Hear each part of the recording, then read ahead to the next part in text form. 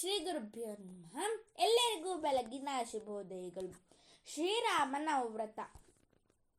ಸಕೃದೇವ ಪ್ರಪನ್ನಾಯ ತವಾಸ್ಮೀತಿ ಚ ಯಾಚತೆ ಅಭಯಂ ಸರ್ವಭೂತೇಭ್ಯೋ ದದಾಮೇತ್ಯದ್ ವ್ರತಂ ಮಮ.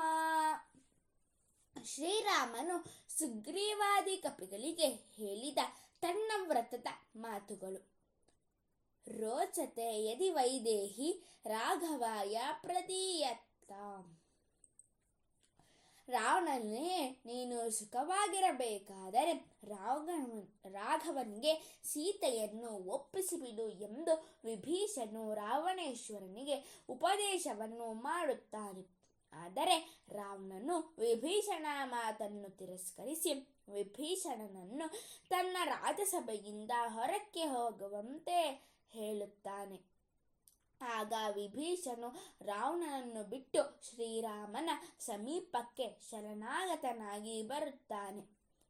ಇತ್ಯುಕ್ತ್ವಾ ಪರುಷಂ ವಾಕ್ಯಂ ರಾವಣಂ ರಾವಣಾನುಜಃ ಆಜಗಾಮ ಮುಹೂರ್ತೇನ ಯತ್ರ ರಾಮಃ ಸ ಲಕ್ಷ್ಮಣಃ.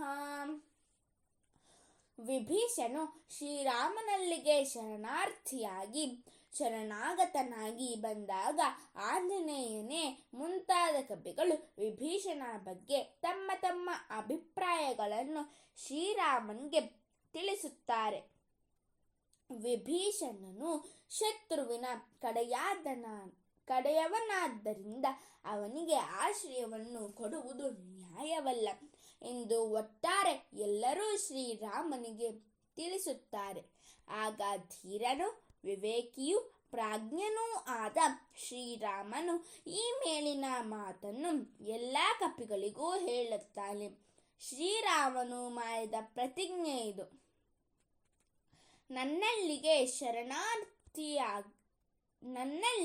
ಶರಣಾರ್ಥಿಗಳಾಗಿ ಯಾರೇ ಬರಲಿ, ಶ್ರೀರಾಮನೇ ನಾನು ನಿನ್ನ ಭಕ್ತನು ಎಂದು ಯಾವನೇ ಆಗಲಿ ಹೇಳಿದರೆ ನಾನು ಅಂಥವನಿಗೆ ಅಭಯವನ್ನು ಕೊಟ್ಟು ಅಂಥವನಿಗೆ ನನ್ನವನನ್ನಾಗಿ ಸಂತೋಷದಿಂದ ಸ್ವೀಕಾರ ಮಾಡುತ್ತೇನೆ.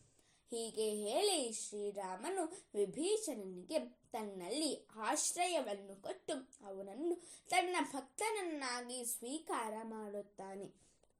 ಇದಲ್ಲವೇ ಮಹಾತ್ಮರ ವಿಶಾಲ ಮನೋಭಾವನೆ. ಆನಯನ್ನಂ ಮಹಾಬಾಹೋ ದತ್ತಮಸ್ಯಾಭಯಂ ಮಯಾ ವಿಭೀಷಣೋ ವಾ ಸುಗ್ರೀವ ಯದೀವಾ ರಾವಣ ಸ್ವಯಂ ಎಂದು ಶ್ರೀರಾಮನು ಸುಗ್ರೀವನಿಗೆ ಧೈರ್ಯವಾಗಿ ಹೇಳುತ್ತಾನೆ. ಸರ್ವೇ ಜನಾಃ ಸುಖಿನೋ ಭವಂತು, ಸಕಲ ಸನ್ಮಂಗಲಾನಿ ಭವಂತು, ಲೋಕಾಃ ಸಮಸ್ತಾಃ ಸುಖಿನೋ ಭವಂತು. ಧನ್ಯವಾದಗಳು.